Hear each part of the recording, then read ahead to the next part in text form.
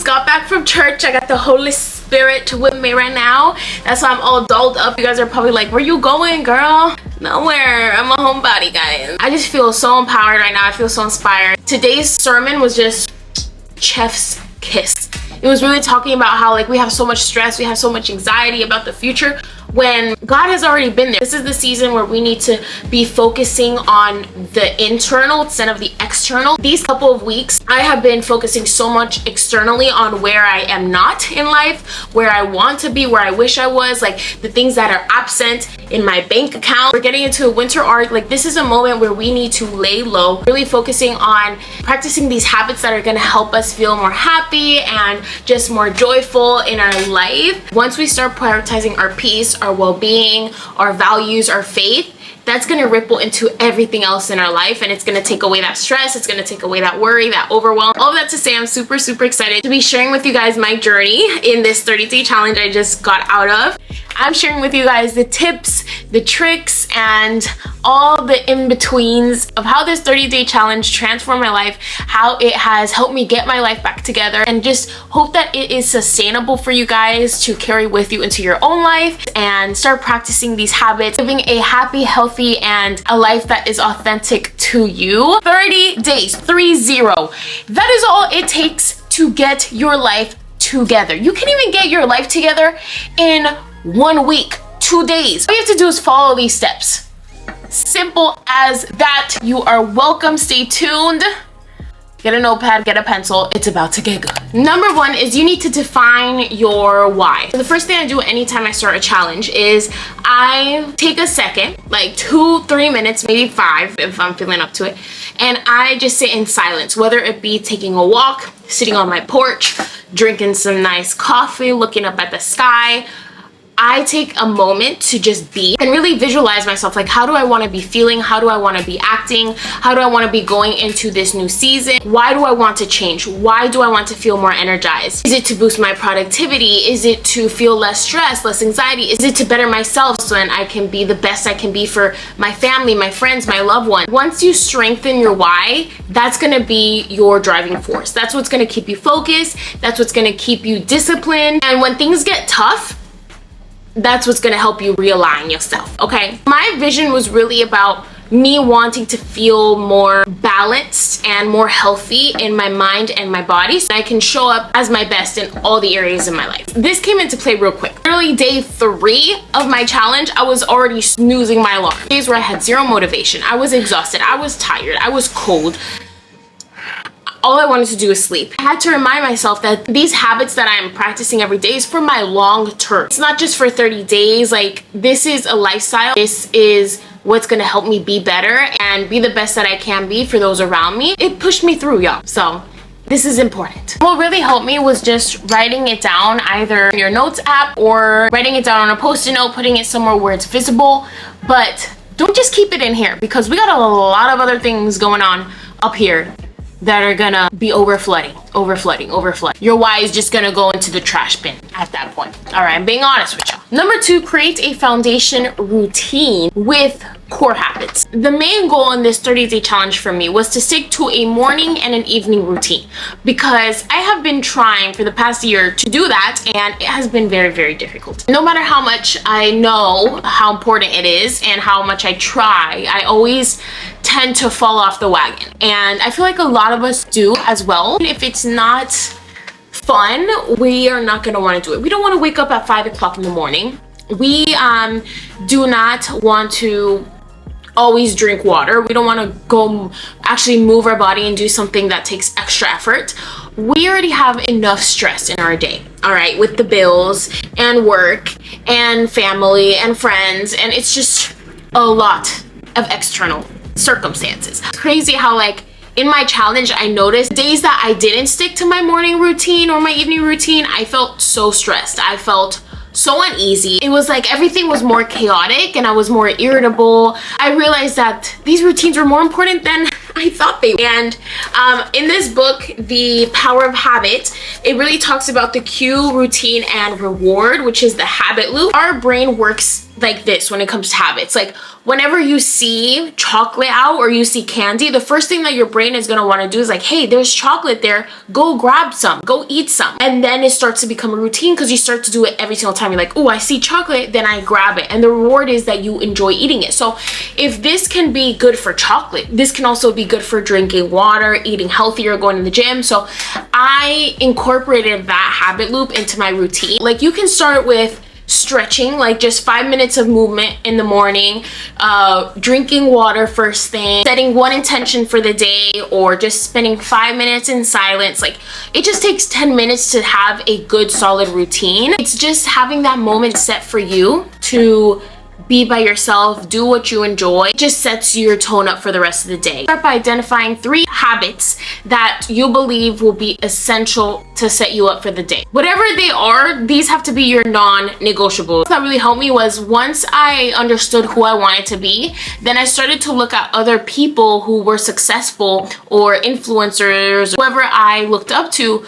I started to research and I started to read about their lifestyle and what their habits were. That's also a way that I got an idea of what I wanted my habits to look like, was getting inspired by other people's lifestyles who I looked up to as well. So no excuses. Number 3, track your progress and reflect regularly. If I did not document my journey, if I didn't write it down, if I didn't actually take time to reflect and be like, what did I learn?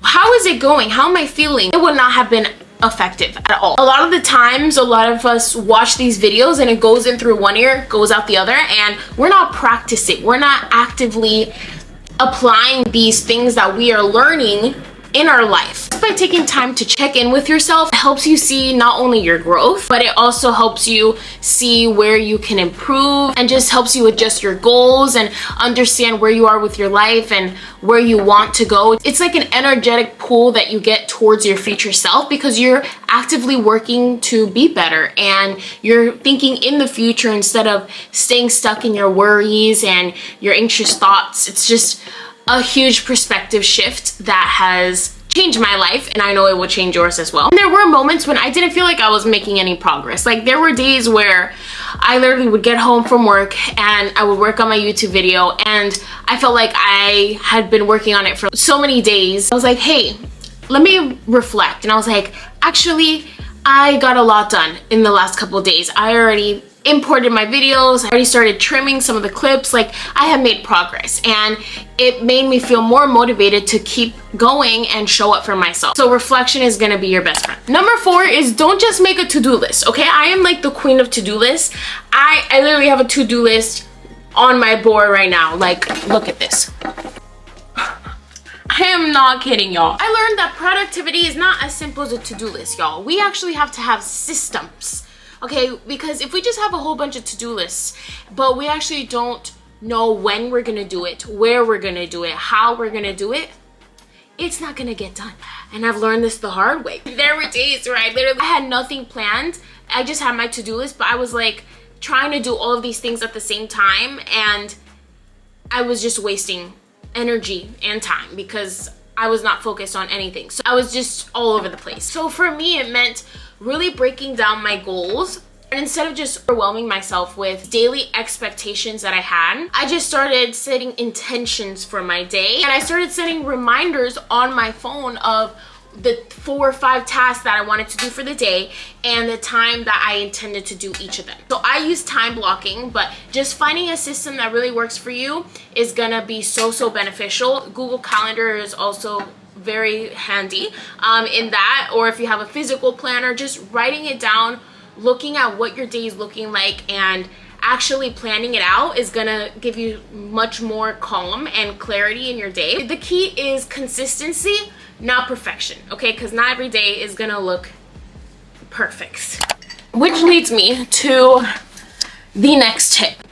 Prepare to have setbacks. I should have had this video set from the beginning so I could have watched it to remind myself, because there were days where I did not want to do anything. There were days where I skipped the gym 2-3 days and I felt horrible. I would just beat myself up. I was like, why did I do that? I'm never gonna be good enough. I'm never gonna get it right. This isn't for me. I felt like giving up on my challenge. But then I reminded myself like, hey, this is part of the journey. There are gonna be failures. You're not perfect, you're human, you're learning as well. And tomorrow we're gonna show up and we're gonna give it our 110%. Instead of seeing those things as failures, I was like, let me look at this as a lesson. What can I learn here? What can I do better next time?